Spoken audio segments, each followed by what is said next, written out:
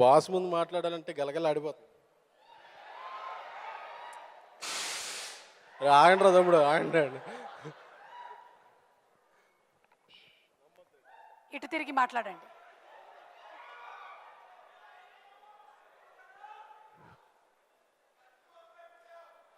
ఏమవుతోంది? Boss అక్కడుంటే ఇలాగా మాట్లాడదాం, పక్కనుంటే మాట్లాడుతున్నా మాట్లాడేస్తా. అంటే బాస్ సినిమాలో ఉన్నప్పుడు కొంత గ్యాప్ ఇచ్చారు. అప్పుడు నాకు వేరే కారణాల వల్ల బ్రేక్ ఇచ్చినప్పుడు అనిపించింది, ఫేస్బుక్కి తెలియదు మెగాస్టార్ ఫేస్ వాల్యూ, ట్వీట్స్కి తెలియదు ఆయన సక్సెస్ రూట్స్, టన్నుల్లో ఉన్న ఆయన క్రేజ్ను కొలవటానికి ఇన్స్టాలోని గ్రాములు చాలవు, సోషల్ మీడియాకి అందని సైంటిఫిక్ మిరాకిల్ కదా మెగాస్టార్ చిరంజీవి గారు అంటే. అరే, సోషల్ మీడియా ఉన్నప్పుడు ఆయన పీక్లో ఉంటే భలే ఉండదు అనిపించింది. బట్ మళ్ళీ బాస్ కంబ్యాక్ ఇచ్చి షేక్ ఆడిచ్చేస్తున్నారు. బాస్ ఆ జనరేషన్కే కాదు, ఈ జనరేషన్కే కాదు, ఏ జనరేషన్కైనా నాకు తెలిసి తెలుగు సినిమా కాదు, ఇండియాలో one of the biggest influencer ఎవరంటే, జీవితాలను మార్చేది, జీవితాలను ఇన్స్పిరేషన్ చేసేది ఓన్లీ మెగాస్టార్ చిరంజీవి గారు. ఆయన ఇన్స్పిరేషన్తో యాక్టర్లు వచ్చారు, డాక్టర్లు వచ్చారు, ట్రాక్టర్లు తోలుకునే ఫార్మర్కి కూడా ఆయన ఒక ఇన్స్పిరేషన్.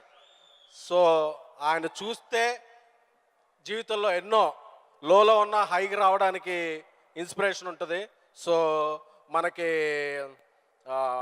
వారసత్వమే పౌరసత్వంగా ఉన్న ఈ దేశంలో టాలెంట్ ఉన్నవాళ్ళు ఎవడైనా సరే పైకి రావాలంటే ఒక్క ఫోటో గుండెల్లో పెట్టుకుంటే బాస్ ఫోటో అది వచ్చేస్తుంది.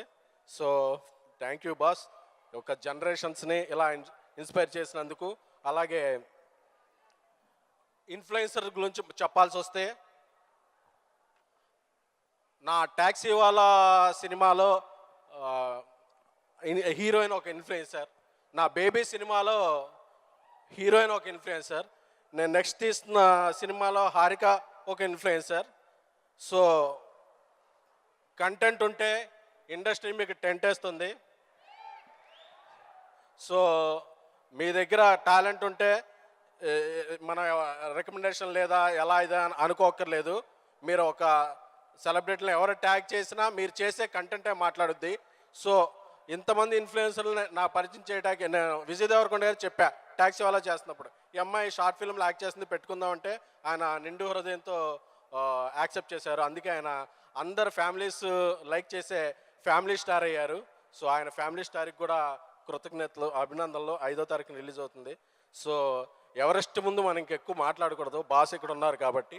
థ్యాంక్ యూ బాస్, నాకు ఇక్కడ ఈ రోలో నించిన అవకాశాన్ని ఇచ్చినందుకు.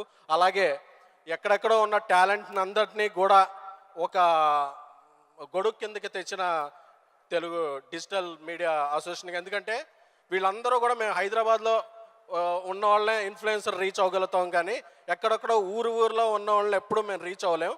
బట్ ఇలాంటి సంస్థ ఒకటి వచ్చి అందరినీ రీచ్ అయ్యే ఒకటి తేవడం అనేది ఒక ఇండస్ట్రీకి ఒక శుభపరిమాణం. ఎందుకంటే ఇప్పుడు సోషల్ మీడియా నుంచి ఎంతోమంది స్టార్స్ రాబోతున్నారు, యాక్టర్స్ రాబోతున్నారు, క్రియేటర్స్ రాబోతున్నారు. అలాగే దీనికి కొన్ని మంచి చెడు ఉన్నట్టు దీనికి కూడా చెప్తుంటాను.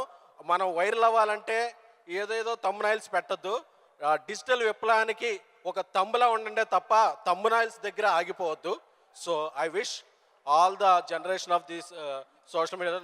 నాకు తెలియదు ఇందులో నా నెక్స్ట్ సినిమాలో ఎవరు నన్ను రీచ్ అవుతారో మేము ఉంటారో. సో ఇండస్ట్రీలో మీకు అందరికీ ఒక మంచి బాట రావాలని, స్వయం కృషితో పైకెదిన మెగాస్టార్ చిరంజీవి గారిని, విజయ్ దేవరకొండ గారిని, ఇలా స్టార్స్ని ఇన్స్పిరేషన్గా తీసుకుంటూ మీరు కూడా ఒక స్టార్ అవ్వాలని ఈ అసోసియేషన్కి నా బెస్ట్ విషెస్ తెలుసుకుంటూ థ్యాంక్ యూ సో మచ్.